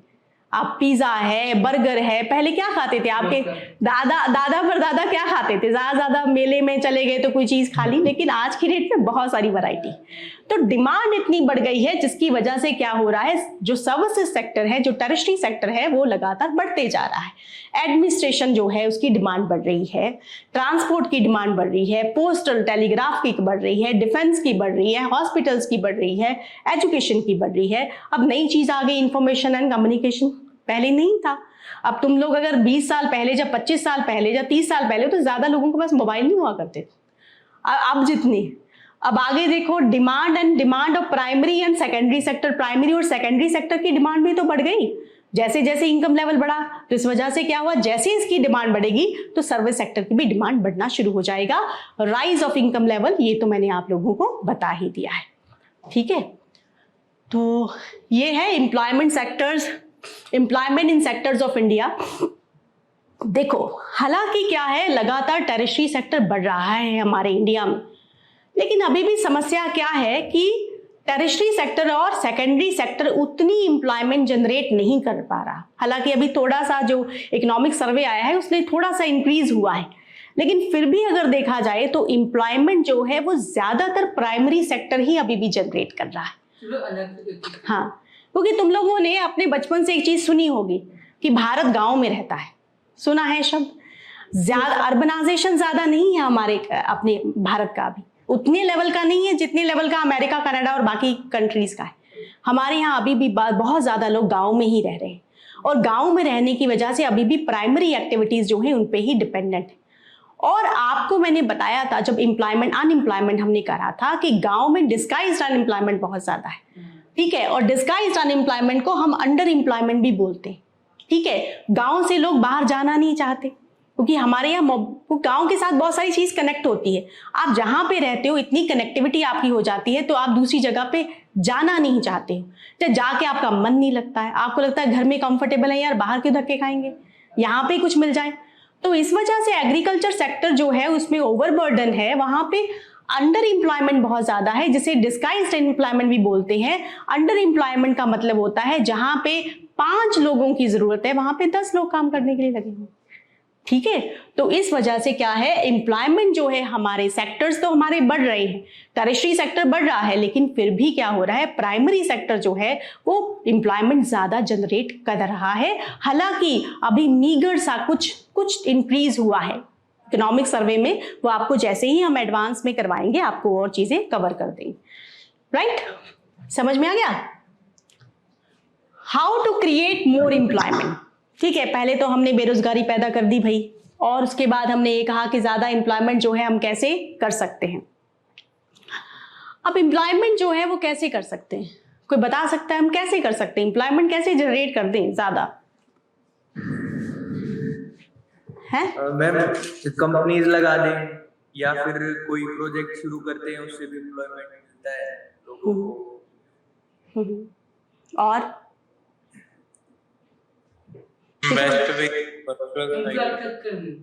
जब भी तुम्हें आंसर देना है बच्चे, इस चीज का ध्यान देना है, ज्यादातर लोग गांव में है।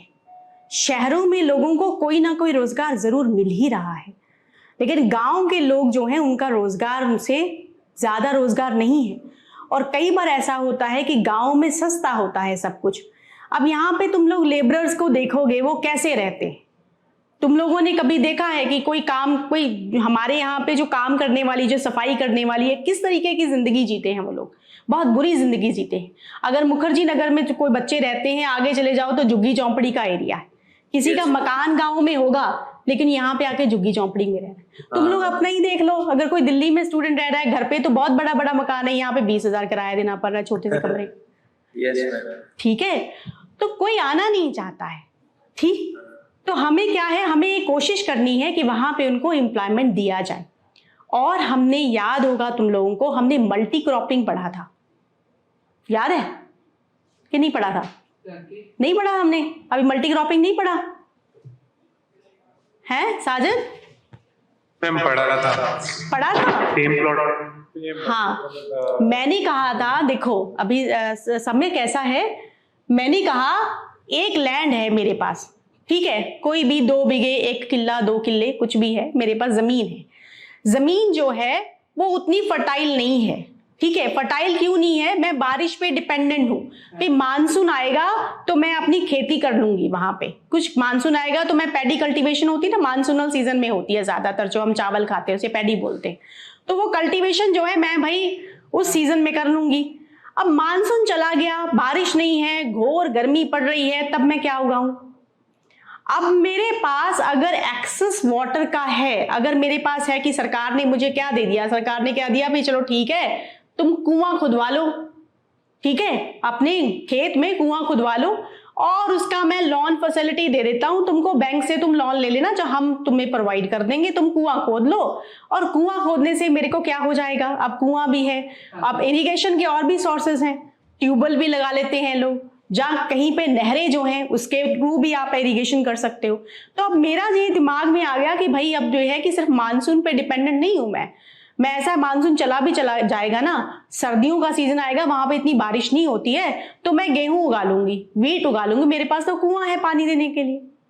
तो कुएं से क्या हुआ, एक्सेस वाटर का एक्सेस जो मुझे मिला, उससे क्या हुआ, मैं और फसल उगा सकती हूँ। उसी प्लॉट पे मैं 1 की बजाय 2 उगा सकती हूँ और 3 भी उगा सकती हूँ, ठीक है, क्योंकि एक बार मैंने गेहूं उगा लिया, एक बार मैंने चावल उगा लिया, और गेहूं और चावल के बीच का जो समय है उसमें भी फसल उग सकती है कोई ना कोई, ठीक है। तो मेरे पास एक्सेस ऑफ वाटर होना चाहिए। और जब भी तुम्हें किसी चीज का ध्यान देना है, सबसे पहले इस चीज को, गांव में रहता है ज्यादातर भारत, और उनके पास कैसे सोर्सेज होने चाहिए एम्प्लॉयमेंट के, उस हिसाब से तुम्हें अपने दिमाग को डेवलप करना है। तो यहां पे लिखा है एक्सेस ऑफ वाटर, यहां पे लिखा है कैनाल और डैम्स। अगर कोई कैनाल, डैम्स वगैरह जो कुएं बनाएंगे, अब कैनाल बनाएगी सरकार तभी एम्प्लॉयमेंट होगा भाई, कैनाल बनाने के लिए लोगों को मिलेगा, रोजगार मिलेगा, डैम बनाएगी तब भी रोजगार मिलेगा। तो यहां पे क्या लिखा है कि भाई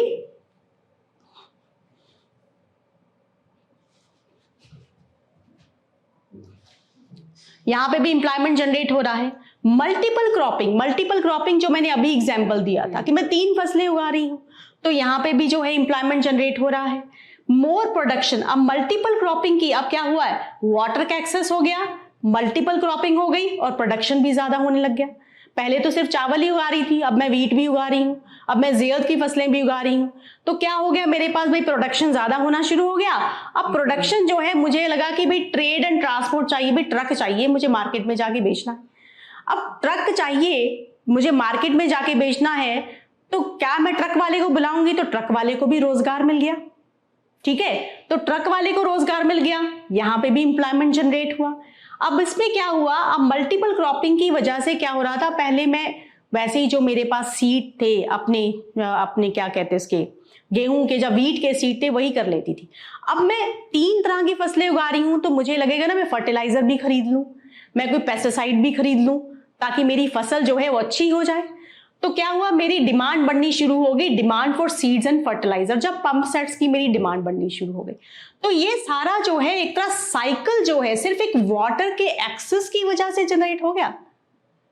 ठीक है, वाटर का access, dam, canal, multiple cropping, demand जो है वो आप दूसरे सेक्टर से भी सीड्स की, फर्टिलाइजर्स की डिमांड कर रहे हो। अब लॉन फैसिलिटी, दो चीजों से, एक एक्सेस ऑफ वाटर और दूसरा लॉन फैसिलिटी। मेरे पास पैसा भी तो नहीं था, कहां से मैं कुआं खुदवा लेती, तो सरकार ने कुआं खोदने के लिए पैसा दे दिया और उसके बाद मेरा काम हो गया, पानी तक मेरी एक्सेस हो गई और ये पूरा का पूरा साइकिल जो था वो चलने लग गया, जनरेट हो गया। ठीक है, रूरल एरियाज में।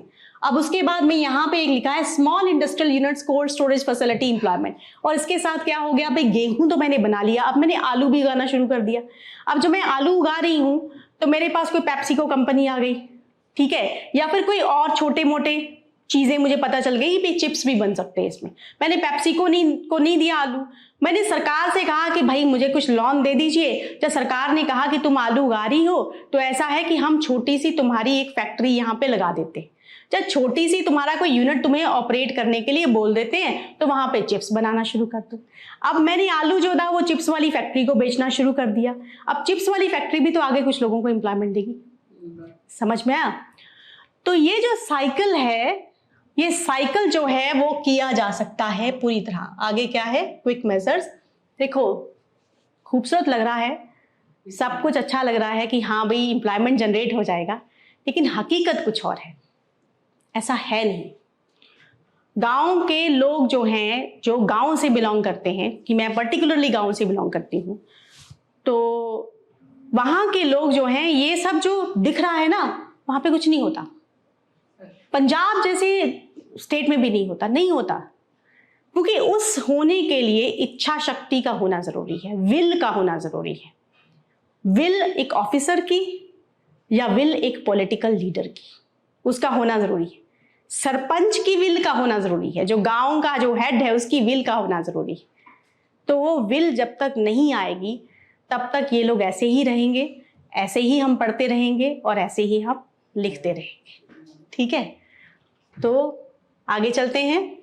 क्विक मेजर्स हैं, क्विक मेजर एम्प्लॉयमेंट। ये तो लंबा प्रोसेस था भाई, हमने पानी का एक्सेस दे दिया, कुआं खुद गया, कुआं खुदने के बाद एक वेल डन अब्बा मूवी है, जरूर आप लोग देखना, उसमें ट्रू पिक्चर दिखाई है कि किस तरीके से हम जो पढ़ रहे हैं वो वाकई होता है कि नहीं होता है, जरूर देखना, अच्छी मूवी है वो। तो क्विक मेजर्स में मैंने दिखाया कि वो तो भाई लॉन्ग टर्म प्रोसेस था, और अगर अभी लोग भूखे मर रहे हैं तो उनको कोई रोजगार तो दे दो। तो उन्होंने कहा भैया ठीक है, हम तुम्हें नरेगा दे देते हैं। नरेगा हमने पहले भी डिस्कस किया है कि 100 दिन का रोजगार देना है लोगों को 100 डेज के लिए। जो अनस्किल्ड वर्कर्स हैं वो वहां पे आपके अपना रोजगार ले सकते हैं, चाहे उनसे अपनी दीवार बनवा लो स्कूल की, चाहे तालाब खुदवा लो, चाहे वो नालियां जो है गांव की वो पक्की करवा लो, ड्रेनेज पाइप्स को पक्का करवा लो। इसमें भी हालांकि गड़बड़ है, मैं बताती हूँ। मनरेगा वर्कर्स से काम करवा लिया जाता है और 6-6 महीने तक उनकी पेमेंट नहीं होती। ये भी बहुत है, ये ड्रॉबैक्स हैं इसके। जब आप आगे एडवांस में करोगे तब आपको सारी चीजें समझ में आ जाएंगी।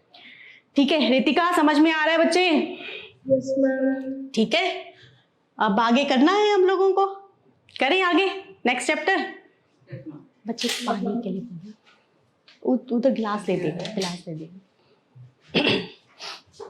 समझ में आ रहा है अमित? अमित तो सो गया। नो मैम, अरे यार ठीक है ठीक है। पानी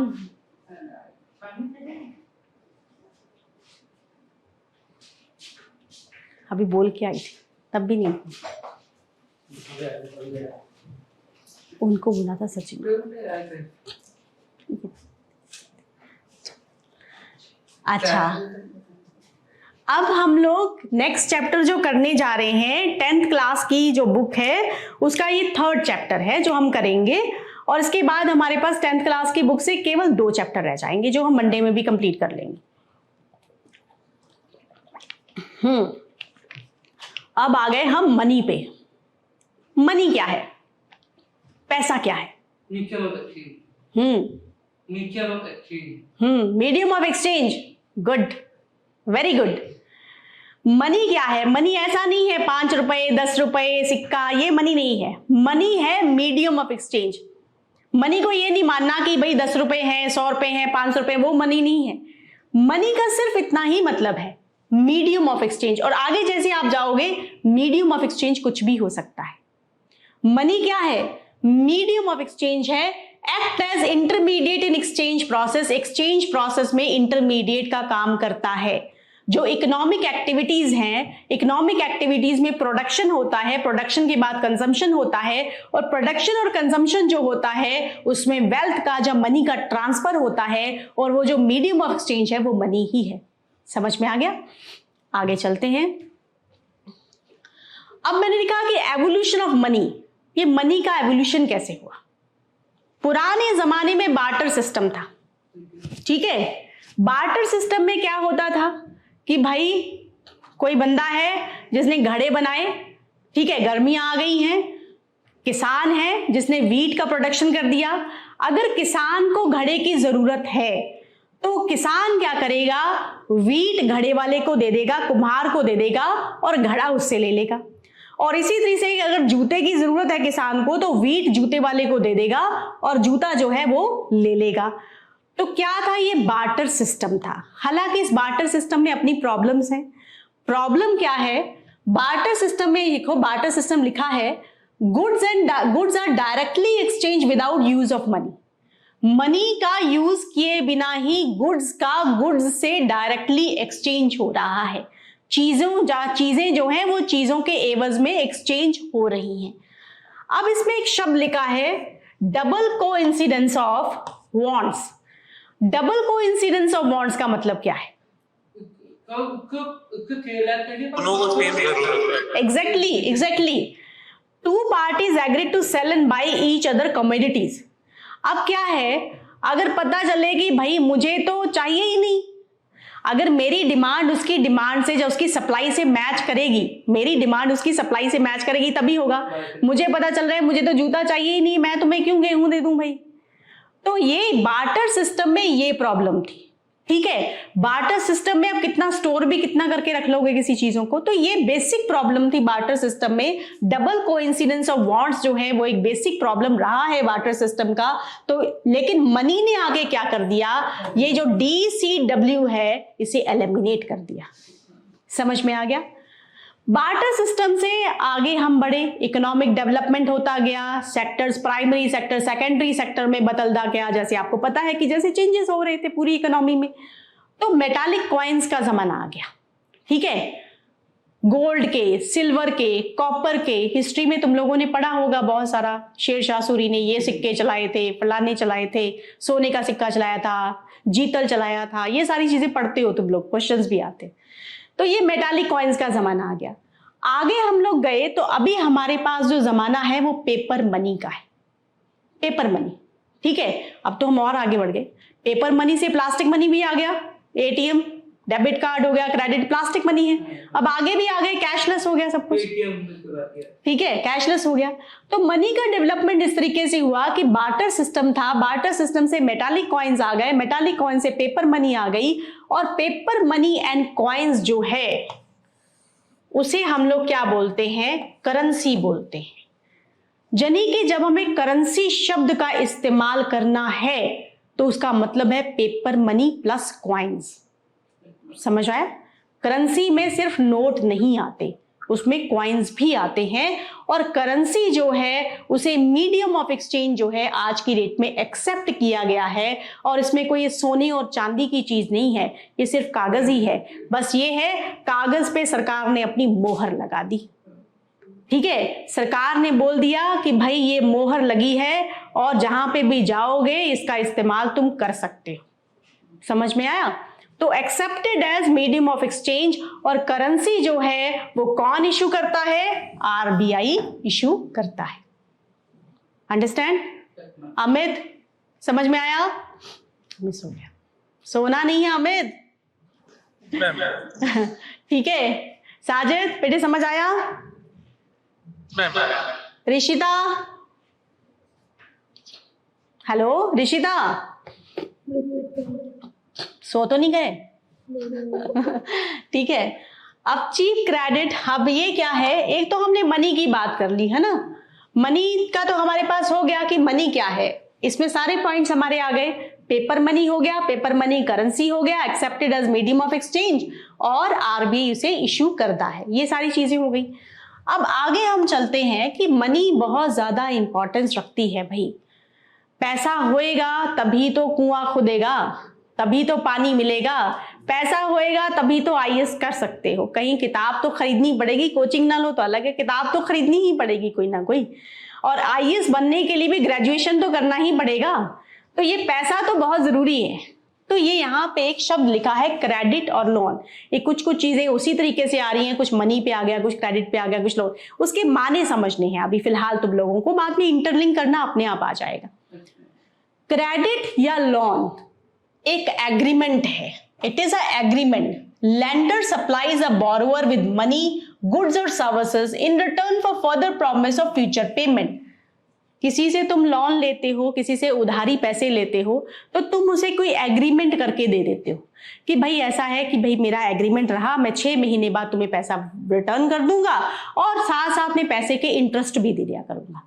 तो क्रेडिट बेसिकली है क्या, एक एग्रीमेंट है, ठीक है, जिसमें कोई उधार देने वाला और उधार लेने वाले के बीच में है, और वो गुड्स एंड सर्विसेज भी हो सकती हैं या फिर कोई वैसे भी पेपर का एग्रीमेंट हो सकता है। तो क्रेडिट के बारे में बताया है, और टर्म्स ऑफ क्रेडिट क्या है कि भाई तुम्हें इंटरेस्ट रेट देना पड़ेगा। क्रेडिट अगर तुमने ले लिया है, तुम्हें कोई डॉक्यूमेंट्स हैं, अगर होम लोन है, तुम लोग कभी पापा ने लिया हो या कहीं दुकान पे या कहीं बिजनेस पे या किसी और चीज पे, तो आपके फादर ने या मदर ने जो भी काम किया हो, जब ब्रदर ने किया हो, तो उसने कोई डॉक्यूमेंटेशन किया होगा बैंक के साथ या किसी भी ऑर्गेनाइजेशन के साथ।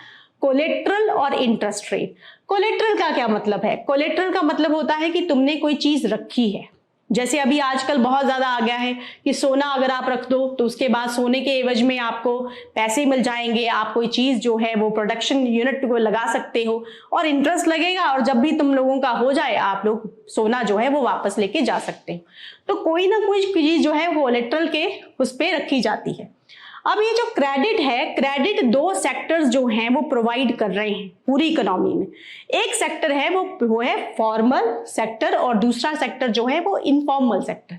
एक सेक्टर क्या है? फॉर्मल, और दूसरा इनफॉर्मल। राइट? समझ में आया? सिंपल है ना? अब चीप क्रेडिट इज क्रूशियल। अब मैंने क्या कहा, देखो फॉर्मल और इनफॉर्मल को दिमाग में रखना है, हमें देखना है। फॉर्मल जो बेसिकली क्या होते हैं, बैंक्स जो होते हैं, जो बैंक से आप लोन लेते हो, जब कोऑपरेटिव सोसाइटीज भी बनी होती हैं। कोऑपरेटिव सोसाइटी कुछ ऐसे लोगों ने बनाई होती हैं जो जैसे हमारे लोग मिल्क कोऑपरेटिव सोसाइटी बन गई, या फिर कोई और लोगों ने गांव में या शहर के लेवल पे, हाँ, वो कोऑपरेटिव सोसाइटीज जो होती है लोन प्रोवाइड करती हैं। तो क्या है कि यहाँ पे उसके बाद क्या है, इंटरेस्ट या डॉक्यूमेंटेशन पार्ट देके तो इस तरीके से मनी जो है वो लिया जा सकता है। अब यहाँ पे आगे लिखा है चीप क्रेडिट इज क्रूशियल। किसी भी बंदे को जो क्रेडिट होता है, जो लोन होता है, वो सस्ती दर पे मिलना चाहिए।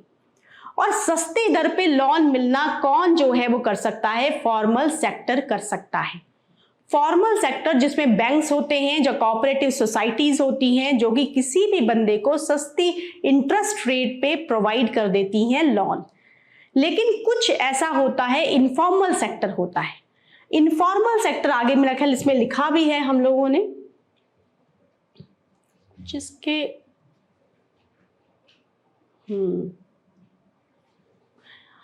अब क्या है कि कुछ, हाँ, फॉर्मल सेक्टर लिख देती हूं मैं।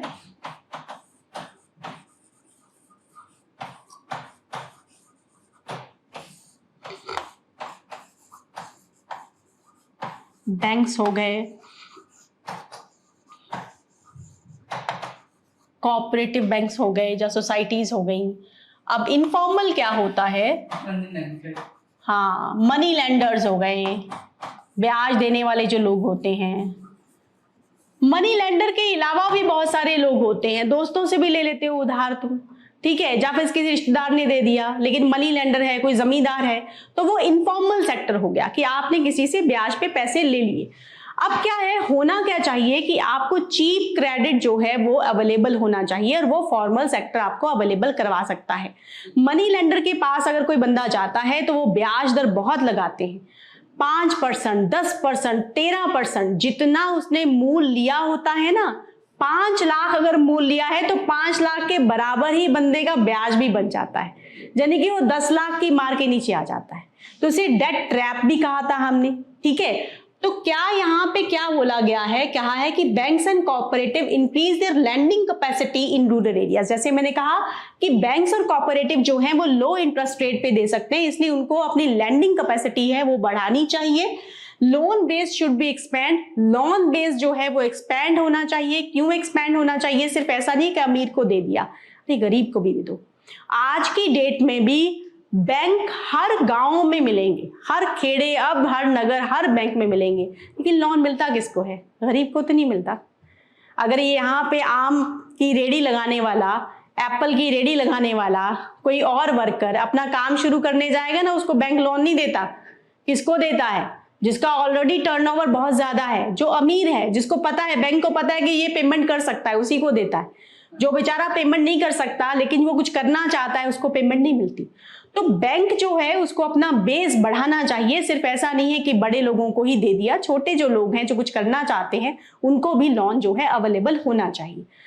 लेकिन आज की सिचुएशन क्या है अर्बन एरियाज में, रूरल एरियाज में मैं यहाँ पे लिखा नहीं है, यहाँ पे देखो 85% जो गरीब है ना वो अभी भी मनी लेंडर से ही पैसा लेते हैं। 85% गरीब जो है गांव में हो या कहीं पे भी, शहर में क्यों ना हो, वो सारे के सारे मनी लेंडर लोग जो हैं उनसे पैसा लेते हैं। अर्बन एरियाज में देख लो, अर्बन पुअर फॉर्मल सेक्टर से 15% लोग लेते हैं, अर्बन पुअर इनफॉर्मल सेक्टर से 85%। देखो इनफॉर्मल सेक्टर कौन सा हो गया? मनी लेंडर्स का हो गया। 85% जो रूरल पुअर है ना, सॉरी अर्बन पुअर है, वो इनफॉर्मल सेक्टर से ले रहा है और फॉर्मल सेक्टर से सिर्फ 15% लोग ले रहे हैं। इधर में भी लिखा है अर्बन रिच पॉपुलेशन, देखो फॉर्मल सेक्टर से 90% लोग, रिच लोग जो हैं 90% लोग जो हैं अपना लोन जो है वो ले रहे हैं, और इनफॉर्मल सेक्टर से केवल 10% लोग ले रहे हैं। ठीक है, तो लोन फैसिलिटी जब तक अवेलेबल नहीं होगी सही तरीके से और चीप अवेलेबल नहीं होगी, भूल जाओ कि एम्प्लॉयमेंट अनएम्प्लॉयमेंट खत्म होगा, या फिर कोई स्वरोजगार योजनाएं बहुत चलती हैं, बस्ते भरे हुए हैं, बैंकों के फाइलें भरी पड़ी हैं, कोई क्लियरेंस नहीं मिलता, लोग धक्के खाते रहते हैं। वो जो है अपनी क्या खादी ग्राम उद्योग जो है बहुत सारी पॉलिसीज निकालते हैं, ठीक है, डिस्ट्रिक्ट में इस तरीके से स्वरोजगार योजनाएं लागू की जाएंगी, जो डिप्टी कमिश्नर होता है उसके थ्रू होगा, बैंक देगी, डिप्टी कमिश्नर के ऑफिस से फाइल क्लियर भी हो जाए तो बैंक नहीं क्लियर करता। तो कुल मिला के चीज वहीं की वहीं रहती है। ठीक है, तो ये सारी चीजें हैं। तो आगे हम लोग कुछ क्वेश्चंस हैं बच्चे, तो ये समझ में आ गया तुम लोगों को? बहुत सिंपल सा था, 3 चैप्टर्स हमने करे हैं, जैसे अब कल भी परसों भी अपन मंडे करेंगे ना तो कुछ रिवीजन भी कर लेंगे। ठीक है, तो क्वेश्चन है इसमें से, which of the following parameter is are used by United Nation Development Programme in their Human Development Report? Educational level of people, per capita income, health status, all of the above. Sorry, ठीक है। Next question, तुम लोग कहाँ हो भाई? अमित अच्छा, consider the following statement, पर capita income alone determines the quality of life. Sajid, Rishita, Yes, ma'am. per capita income alone determines quality of life. No, ma'am. No, ma'am. People of the same country can never have conflicting nation of development. Ma'am, no, ma'am. This is also not right. बिल्कुल, neither one or two. क्योंकि इसका मतलब क्या है? देखो, Ma'am, नहीं, both 1 and 2. both 1 and 2. No, not है बेटा, ये नॉट लिखा है, नॉट करेक्ट लिखा हुआ है। Yes, ma'am. ठीक है, क्योंकि देखो ये है ना कि अलग अलग लोगों के लिए डेवलपमेंट की थ्योरी अलग अलग है। मेरे लिए क्या है, अगर मैं कहूं कि डेवलपमेंट मेरे लिए क्या है, मैं एसी लगा लूं, लेकिन एसी की जो गर्मी है वो जो बेचारे बाहर जो गरीब हैं, जो पशु पक्षी है, उसको जीने देगी? नहीं देगी। मेरी डेवलपमेंट है कि मैं इनकम करके उसको, लेकिन जो दूसरे गरीब हैं उनके लिए क्या है, उनके लिए गर्मी है। ठीक है, तो हर बंदे के लिए डेवलपमेंट जो है एक ही तरीके का नहीं है। ठीक है, आगे चलते हैं। हाँ, neither 1 and 2। Which of the following statement is correct about unorganized sector? ये मैंने करवाया नहीं है, अभी समझा देती हूँ। The sector has to follow government laws as Minimum Wages Act. The sector is characterized by small units and are largely outside the control of government. Workers in this sector enjoy security of employment, none of the above. Unorganized sector के बारे में क्या हाँ correct है? None of the above. None of the above. The sector is characterized by small units and are largely outside the control of government. देखो बेटा, ये मैंने नहीं करवाया है लेकिन थोड़ा समझ लो। ठीक है, एक है ऑर्गेनाइज सेक्टर,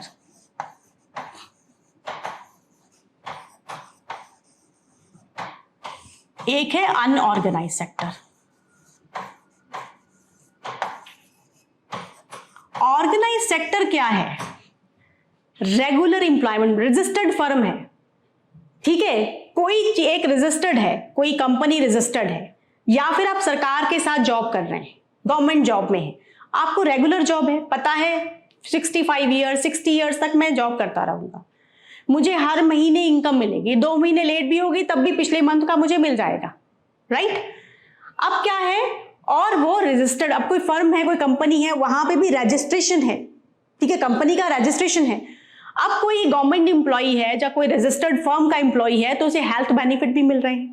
भाई मेरा हेल्थ खराब हो गया तो सरकार ने कहा भाई जाके हेल्थ भी ठीक करवा लो, या फिर और भी बेनिफिट्स मिल रहे हैं। ठीक है, प्रोविडेंट फंड भी है, टैक्स कटता है, प्रोविडेंट फंड भी है। उसके बाद तुम लोगों को जाओगे तो उसके बाद पेंशन, प्रोविडेंट फंड के थ्रू बहुत सारी चीजें जो है आपको लोगों को मिलेंगी, बहुत सारी फैसिलिटीज भी मिलती हैं। तो ये सारी चीजें जो होती हैं वो ऑर्गेनाइज सेक्टर में होती है। लेकिन अनऑर्गेनाइज सेक्टर जो होते हैं वो बड़ा स्कैटर्ड है, छोटे छोटे यूनिट्स भी हैं उसमें अनऑर्गेनाइज सेक्टर में। रिक्शा पुलर जो है वो भी अनऑर्गेनाइज सेक्टर का, कभी मिल गया दिहाड़ी, कभी नहीं मिला, कभी रोजगार मिला, कभी नहीं मिला, ये सारे के सारे अनऑर्गेनाइज सेक्टर में आते हैं। ठीक है, समझ में आया? तो क्या है, the sector is characterised by small unit and largely outside the control of government. ठीक है, तो ये क्या होगा, अनऑर्गेनाइज सेक्टर होगा। ठीक है, समझ में आया? Okay, Yes, ma'am. Yes ma'am, ये हुआ ना फौजियों वाली बात। ओए okay, sorry. Which of the following statement is not correct? Barter system suffers from double क्या बेटे? आपने थर्ड क्वेश्चन कर दिया, थर्ड कहाँ किया? सेकंड था ना शायद। ओके, चलो देख लेते हैं फिर। Which of the following statement is not correct? Barter system suffers from double coincidence of want. Money can be considered as medium of exchange. Money creates double coincidence of want. Cattle were used as currency in ancient India. इसमें से क्या गलत है? Money के double confidence होगा। ठीक है, हो गया? Ma'am, but money do creates double coincidence or not? Money creates नहीं, मनी क्यों करेगी बेटे? डबल कोइंसिडेंस ऑफ वांट्स तो तब होगा ना जब बार्टर सिस्टम होगा। मनी तो सिंप्लीफाई कर रही है चीजों को। ये ठीक okay, ma'am, yes. है ना? बस और तो हो गया ना? Third question Consider the following statement with respect to sectors of the Indian economy. When we produce a good by exploiting natural resources, it is an activity of primary sector. सही है कि नहीं सही है? When we produce a good by exploiting natural resources, it is an activity of primary sector. Yes, Industrial sector activities require an industrial setup and cannot be done at home. ऐसा है क्या? No, ma'am. नहीं, घर पे भी लोग कर लेते हैं। Yes, ma'am. Administrative and accounting work falls in tertiary sector. सही है? Yes, ma'am. Services. Dairy is an example of secondary sector. No, ma'am. Right. तो क्या सही होगा? पहला सही है और तीसरा सही है। ठीक है, D option. Yes, ma'am. हो गया ना? रहते नहीं क्या आप? है क्या हुआ? हाँ पता नहीं है ना, थोड़ा सा उसने जो स्लाइड्स है ना उसमें भी थोड़ी गड़बड़ हुई है। कोई बात नहीं, चेक कर लेते। अगर कुछ भी छोटी भी चीज़ रह गई है ना, हम लोग मंडे को भी डिस्कस कर लेंगे, है ना। वैसे कोशिश करेंगे कुछ भी चीज़ रहे ना, स्लाइड्स का थोड़ा सा हुआ है। ठीक है, okay. Ritika, Yes, sir. Ritika समझ में आया बच्चे? Yes, ma'am. अच्छा, और हमें बाकी सब लोगों को समझ में आया? अब हम लोग Yes, मिलेंगे मंडे को, और मंडे में हम लोग अगले नेक्स्ट जो चैप्टर्स जो हैं 10th वाली वो कर लेंगे, और उसके बाद ट्यूसडे को हम थोड़ा सा रिवीजन करेंगे पहले सारे का, उसके बाद फिर हम 11th का शुरू करेंगे। ठीक है? Yes.